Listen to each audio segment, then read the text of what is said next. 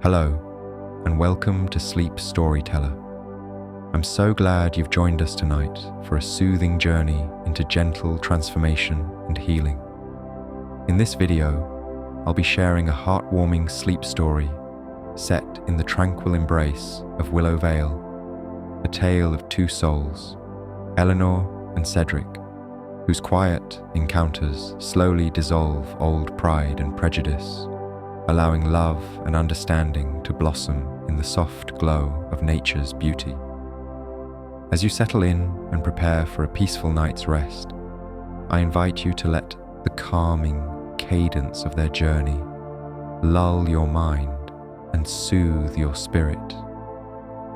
If you enjoy this story, please give us a thumbs up, and don't forget to subscribe to Sleep Storyteller for more bedtime tales that help you drift off into a world of serene dreams.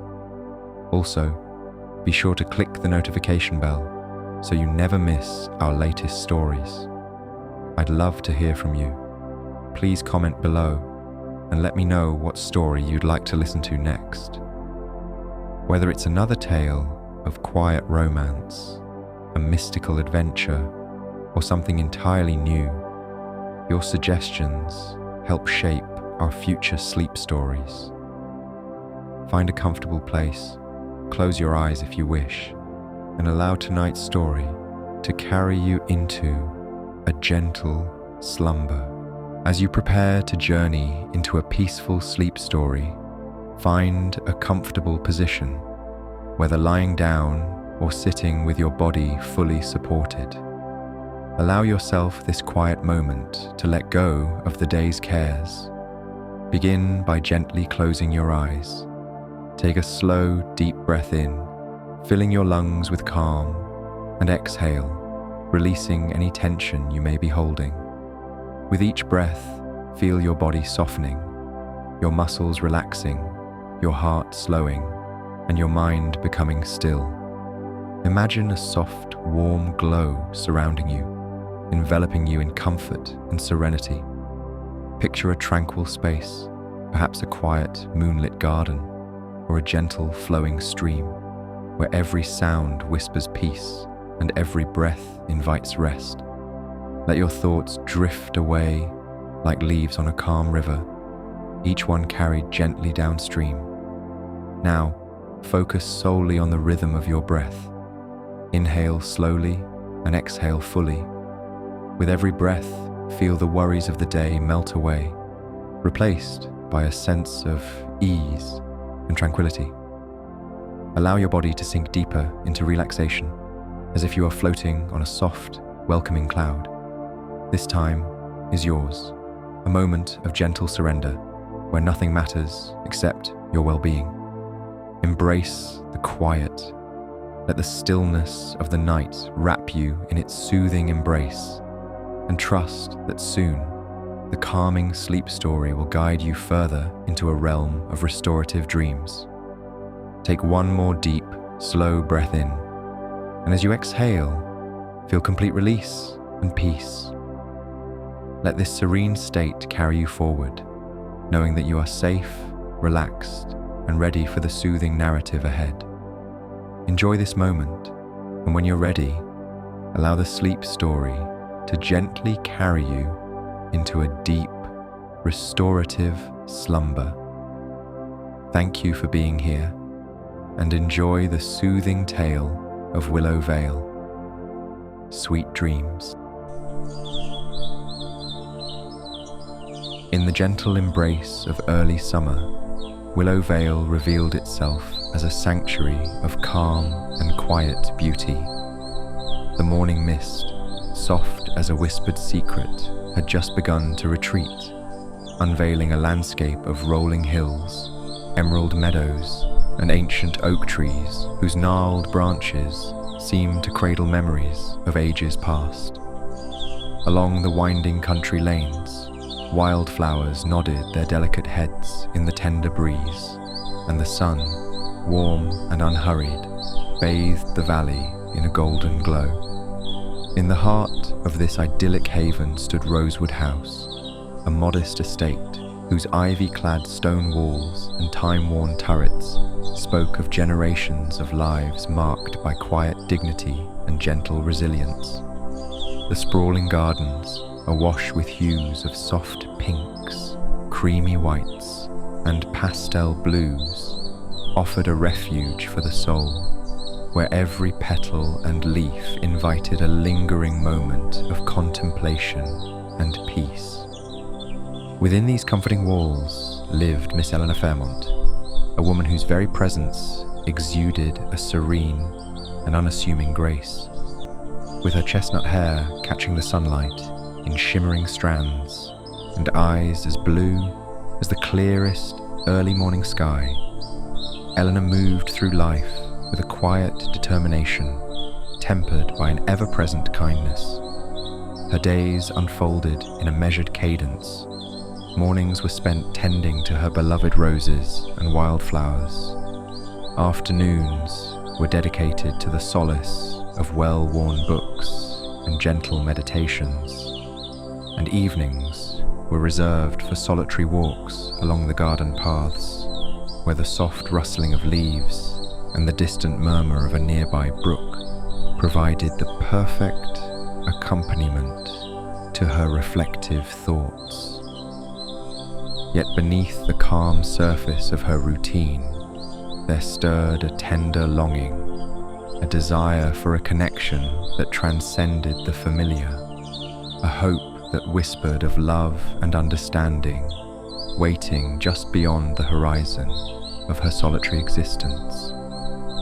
This unspoken yearning was destined to be answered, for fate, as it often does in the quiet corners of the world, had already begun to weave the threads of destiny into a tapestry rich with promise and transformation. Rumours had been murmuring through Willow Vale, like a gentle wind through the fields, about a newcomer at the neighbouring estate of Blackwood Hall. The gentleman in question was Mr. Cedric Blackwood, a man of refined bearing and reserved countenance, whose very presence seemed to carry the weight of unspoken sorrows and carefully guarded hopes. With dark, thoughtful eyes and a demeanour that oscillated between dignified reserve and quiet introspection, Cedric had long been the subject of hushed conversations and curious glances among the villagers. They spoke of him in tones both admiring and wary, as if his aloofness were a delicate mystery, too profound for ordinary understanding. It was on a balmy afternoon during the annual village fête that transformed the central green into a jubilant yet softly lit celebration of life's simple pleasures that Eleanor and Cedric first truly encountered one another. The fête was an event suffused with the charm of shared community, a day when laughter mingled with the lilting strains of a distant fiddle, when lanterns were strung between ancient trees, and when every smile and nod carried with it the unspoken promise of connection. Eleanor, with her gentle enthusiasm, had taken it upon herself to arrange wildflowers in a delicate vase placed at the heart of the celebration. As she carefully nestled sprigs of lavender, daisies, and small roses into the crystal container, she felt a curious warmth, as if the flowers themselves were acknowledging her quiet care. It was at that precise moment that she sensed a presence nearby. Turning slowly, her gaze met that of a man whose calm composure was as striking as the clear sky overhead. Cedric Blackwood stood a few paces away, his dark eyes reflecting both the sparkle of the fate and the hidden depths of a soul marked by experiences too weighty for casual conversation.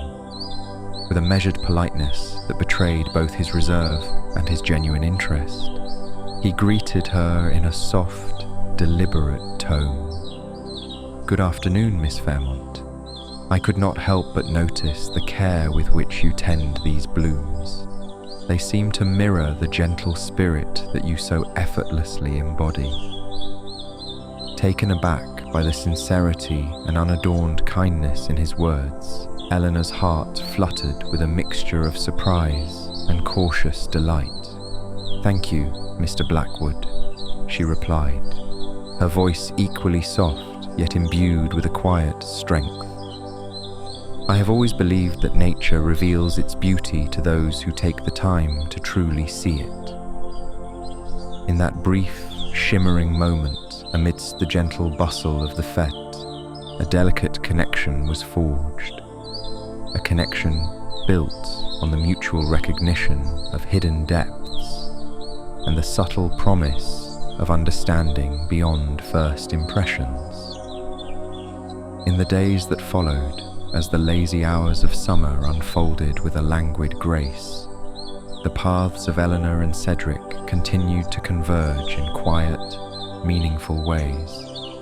Their encounters were brief at first, a nod in the marketplace, a fleeting conversation along a sun-dappled lane, or a shared glance during community gatherings. Yet each meeting, however brief, left an indelible impression on their hearts. Eleanor, with her innate warmth and openness, found herself quietly drawn to the reserved mystery of Cedric. She sensed that beneath the austere exterior and the guarded silence lay a soul burdened by past sorrows, yet yearning for redemption. Meanwhile, Cedric, who had long cloaked himself in the protective shroud of reticence and formality, felt an unexpected stirring of hope and longing in Eleanor's gentle presence, a spark that challenged the self-imposed isolation of his heart. One particularly cool evening, when the sun dipped low and painted the rose garden in soft hues of lavender and gold, the two found themselves alone amidst the blooming serenity of the estate's grounds. The garden, alive with the delicate perfume of blossoms and the soothing rustle of leaves in the twilight breeze, seemed to hold its breath in anticipation of what was to come. Standing there under the fading light, Cedric's voice, usually so measured and distant, carried a tremor of vulnerability. "Miss Fairmont," he began hesitantly, "I have long been seen as a man of pride and reserve, a man who keeps his distance as if protecting a fragile inner world. And yet, in your presence I feel a peace I have not known in many long years." Eleanor's gaze softened as she regarded him, her eyes reflecting a deep empathy that reached into the unspoken crevices of his heart. "Mr. Blackwood," she replied in a whisper that mingled with the rustling of the roses, "I see not pride in you, but the cautious armor of a soul that has been wounded. We all build defenses against the harshness of life, but sometimes the gentle light of understanding can illuminate even the darkest corners. In your eyes, I sense both sorrow and the quiet hope of renewal." Her words, spoken with such tender conviction, seemed to dissolve the barriers that had long separated them. In that luminous twilight, with the scent of blossoms enveloping them, and the distant song of a nightingale offering its own soft melody, the first true seeds of trust and connection were sown. The moment lingered like a cherished secret, an intimate promise that in the gentle unfolding of time, hearts might indeed learn to heal. As the summer days lengthened and the warmth of the season deepened, so too did the bond between Eleanor and Cedric. Their friendship blossomed gradually, nurtured by shared moments of quiet wonder and heartfelt conversation. They were often seen strolling side by side along country lanes where the dappled sunlight filtered through ancient elms, or pausing to listen to the soft murmur of a nearby brook as it traced its meandering path through the fields. In one such instance, while the world around them was ablaze with the vibrant colours of wildflowers and the hum of nature's gentle symphony, Cedric stooped to pick up a fallen petal. Holding it delicately between his fingers, he mused aloud, "I have often wondered if our preconceptions are as fragile as this petal, so easily scattered by even the faintest breath of truth." Eleanor's smile was soft and reflective as she replied, "Indeed, first impressions can obscure the deeper truths that lie beneath. It is in the quiet listening of the heart that we truly begin to see each other." Their conversations, like the gentle flow of a meandering river, touched upon the bittersweet memories of youth, the quiet sorrows of lost dreams, and the tentative hope for future renewal. Over cups of tea in the quiet intimacy of sunlit rooms, and during long walks beneath the vast, unhurried sky, Cedric revealed fragments of a past filled with regret and loneliness, a past that had taught him to guard his emotions as fiercely as a castle defends its keep. Eleanor, in turn, shared her own quiet struggles, the loneliness that sometimes crept in during silent nights, the sting of being misunderstood in a world that prized superficial gaiety over genuine depth. In these shared confidences, the walls between them continued to fall away, replaced by a tender intimacy that spoke of two souls daring to meet in the vulnerable space between past wounds and future hopes. Yet, as is often the case in the delicate dance of human relationships, the gentle progress of their connection was observed by a community steeped in its own traditions and cautious judgments. In Willow Vale, where the rhythms of life had long been dictated by age-old customs and whispered rumours, the evolving bond between the reserved gentleman of Blackwood Hall and the open-hearted lady of Rosewood House began to stir quiet debates and soft-eyed glances.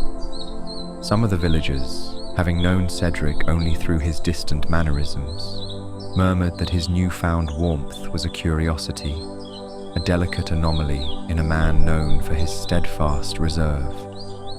Others admired Eleanor's ability to draw forth the hidden kindness within him, seeing in her the gentle catalyst of transformation.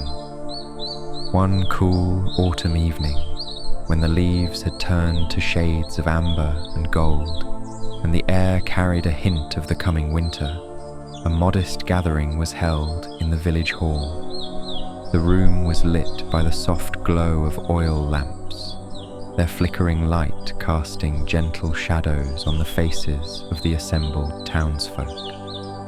In one quiet corner of the hall, where a vase of freshly cut chrysanthemums lent its delicate fragrance to the atmosphere, Cedric and Eleanor found themselves seated together. The conversation around them ebbed and flowed like a low tide, punctuated by murmurs of admiration and subtle hints of gossip. A relative of Cedric, known for her blunt observations, leaned over and remarked in a hushed tone, "It is most unexpected to see Mr. Blackwood so animated tonight. I always thought him a man of sombre reserve, yet Miss Fairmont seems to have unlocked a brightness in him that few could have foreseen." Eleanor, with her customary gentle candour, replied softly, "Perhaps, dear madam, it is the nature of every soul to bloom anew when touched by kindness and understanding." Her words, simple yet profound, resonated deeply within the quiet circle of listeners, offering a subtle reminder that transformation often comes in the form of small, tender gestures. After the evening's festivities had waned and the village hall returned to a hushed calm, the night sky unfolded its velvet tapestry over Willow Vale. Under the soft illumination of a full moon and the gentle shimmer of countless stars, Cedric and Eleanor found themselves alone on a secluded terrace overlooking the vast, starlit fields. The cool night air, carrying the faint scent of night-blooming jasmine, wrapped around them like a comforting cloak. In that tranquil solitude, Cedric's guarded voice emerged once more, tinged with both vulnerability and the hope of newfound intimacy. For many years, I have hidden behind a facade of pride and solitude, fearing that the exposure of my true self would invite only sorrow. Yet tonight, in your presence, I feel as if those long-held shadows are finally beginning to lift. Eleanor reached out, her hand gently resting upon his, and in that tender contact, an unspoken promise of shared healing was exchanged. We are all, in our own way, wanderers seeking shelter from life's storms, she murmured softly. It is in allowing ourselves to be vulnerable, to share our true selves, that we discover the transformative power of love and understanding. In the months that followed, as winter's chill gradually gave way to the tentative promise of spring, the lives of Eleanor and Cedric continued to intertwine in ways both profound and subtle. Their days took on a new rhythm, a quiet cadence marked by gentle walks through dew-laden gardens, thoughtful conversations by the fireside, and shared silences that spoke louder than words ever could. Each day was a small act of renewal, a soft unfolding of hope that whispered of brighter tomorrows and the healing balm of trust. Cedric began to rise with the dawn, venturing out into the crisp morning air at Blackwood Hall to wander through gardens still touched by the remnants of frost, with each step along winding paths where the ground was softly lit by the early sun. He found himself reflecting on the changes that had taken root within him. The icy chill of winter, once a mirror to the cold isolation he had so carefully maintained, now served as a reminder that even the harshest seasons eventually yield to the gentle warmth of spring. His solitary walks became moments of quiet introspection, each step a silent prayer for renewal and a testament to the slow, persistent blossoming of his heart. Meanwhile, at Rosewood House, Eleanor found solace and inspiration in the everyday miracles of nature. In the soft light of an overcast afternoon, she would sit beneath the flowering branches of a cherry tree, letting the delicate petals drift around her like whispered blessings. With pen and paper in hand, she composed heartfelt letters to Cedric, letters filled with reflections on the beauty of shared moments, the lessons learned from the gentle unfolding of life, and the deep gratitude she felt for the love that was gradually healing old wounds. One such letter, written on a parchment edged with a careful script, read, "My dearest Cedric, every day we spend together is a gentle reminder that true beauty lies not in perfection, but in the acceptance of our shared vulnerabilities. In your eyes, I see the quiet strength of a heart that has known both sorrow and hope. May our journey continue to be one of tender rediscovery, where each new dawn brings with it the promise of healing and renewal." The words in her letters, imbued with the soft sincerity of her spirit, found a receptive home in Cedric's heart.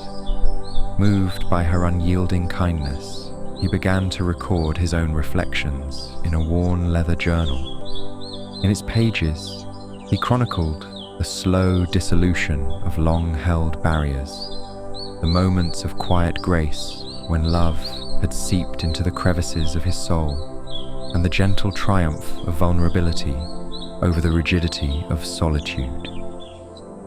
His writings, at once raw and poetic, became a testament to the transformative power of trust and the courage it took to let another in.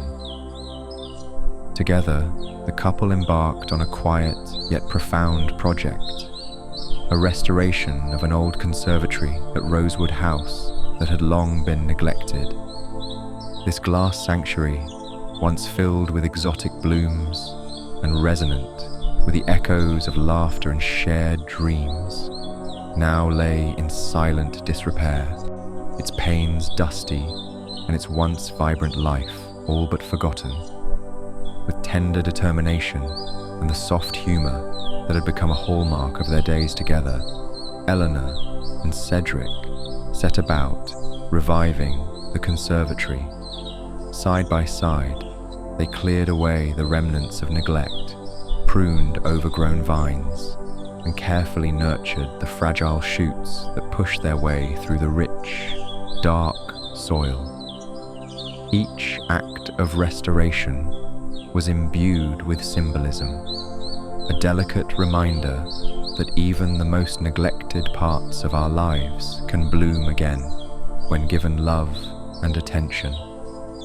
As the conservatory slowly returned to its former splendor, it became a living metaphor for the healing journey of their own hearts. In the quiet mornings, bathed in the gentle light of sunrise filtering through the glass, they would sit together on a stone bench surrounded by newly blossomed ferns and tender buds. The soft chirping of birds and the distant murmur of a waking world provided a constant, soothing backdrop to their shared reverie.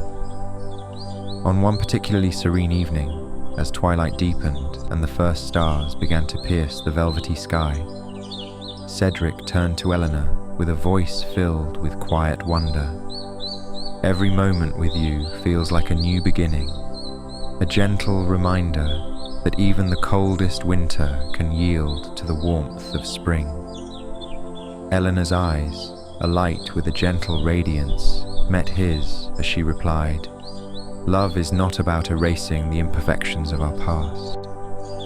It is about embracing them, learning from them, and allowing them to guide us toward a future filled with hope and grace." Their love, nurtured by the tender interplay of vulnerability and understanding, soon became a beacon not only for themselves, but also for the wider community of Willow Vale. Neighbours who once exchanged polite nods now found themselves inspired by the quiet transformation that radiated from the couple. Conversations that had been laced with gentle skepticism turned into affirmations of hope and quiet joy. Even the old tales of guarded hearts and solitary lives were rewritten in hushed tones around warm fires on cool evenings, as the story of Eleanor and Cedric's journey became a cherished parable, a reminder that every heart, no matter how wounded, holds the capacity for renewal when touched by the light of genuine compassion. Years passed in a gentle succession of seasons, each day unfolding like the soft petals of a rose. With every new dawn, as the dewdrops clung to the freshly unfurled blooms and the sky blushed with the tender hues of morning, Cedric and Eleanor would stand together at the threshold of Rosewood House. Hand in hand, they would gaze out over the land that had borne witness to their quiet metamorphosis, a land where the memories of past sorrows were gradually overtaken by the warm promise of new beginnings. In those moments, it seemed as if the world itself paused to honor the delicate power of love and understanding. Under the gentle canopy of twilight, as the last vestiges of sunlight melted into the soft embrace of night, their journey continued, a journey marked by quiet moments of introspection, tender shared glances, and a mutual willingness to forgive the missteps of the past. The legacy of their love, woven into the very fabric of Willow Vale, was celebrated in whispered legends, told by elders to wide-eyed children, in the soft murmur of the wind through the ancient oaks, and in the serene smiles exchanged by those who believed in the possibility of transformation. Now, as the evening deepens and the stars shimmer like distant promises, one can almost hear the gentle echoes of Eleanor and Cedric's story carried on the breeze, a lullaby of hope, resilience, and quiet renewal.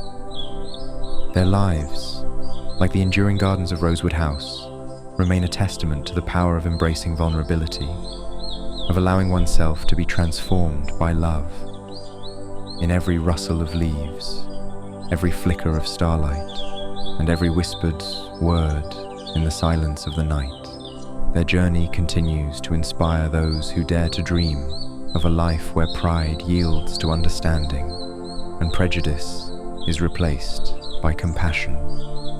May you, dear reader, find in this tale the soft reassurance that even the most guarded heart can open to the gentle warmth of love. As you close your eyes tonight, let the memories of quiet mornings, shared smiles, and tender gestures cradle your thoughts like a soft, familiar melody. In the peaceful cadence of nature's lullaby, may you discover that every moment holds within it the promise of renewal, a promise that no matter how long the night, the dawn will come, bringing with it the light of a new beginning. In the stillness of the night, as the world outside whispers secrets of ancient dreams and the soft murmur of a distant brook weaves a tale of timeless wonder, remember that love is the gentle key that unlocks even the most hidden corners of the heart.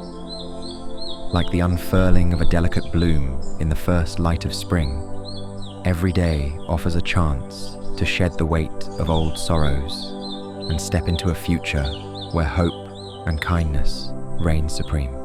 The legacy of Cedric and Eleanor, etched softly into the soul of Willow Vale, is a living testament to the transformative power of empathy, a reminder that when we dare to let down our defenses, we invite the possibility of a love that is both tender and enduring.